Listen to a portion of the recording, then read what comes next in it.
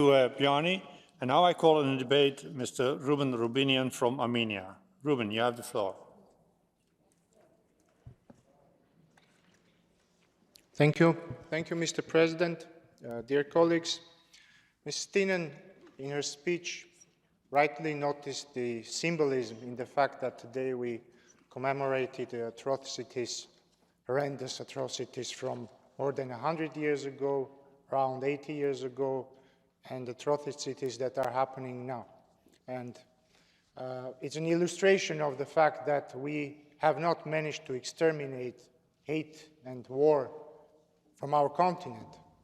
But there is also another component in this symbolism, I think, and that is the atrocities of the future, the atrocities that we can and should at least try to prevent, so that we are not, we don't have to commemorate future atrocities in future hemicycles and future sessions.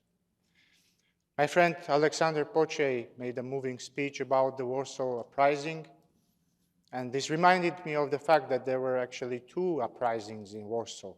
The first one was the Warsaw Ghetto Uprising, the uprising of the Jews, an ethnic group confined in a small territory by a force, by a state which hates them for what they are. And unfortunately, in 2023, Armenians in Nagorno-Karabakh, Armenians, representatives of another ethnic group, which were killed for what they were 100 years ago, are basically being forced to live in a ghetto.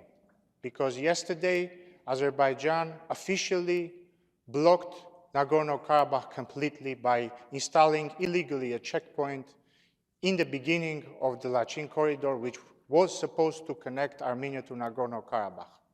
And now 120,000 people are taken hostage by a country which hates them.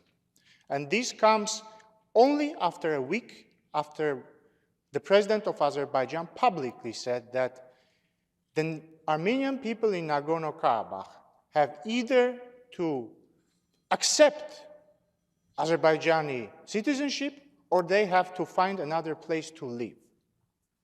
And the fact that yesterday they have now officially started blockading Karabakh is a manifestation of the genocidal intent in Azerbaijan.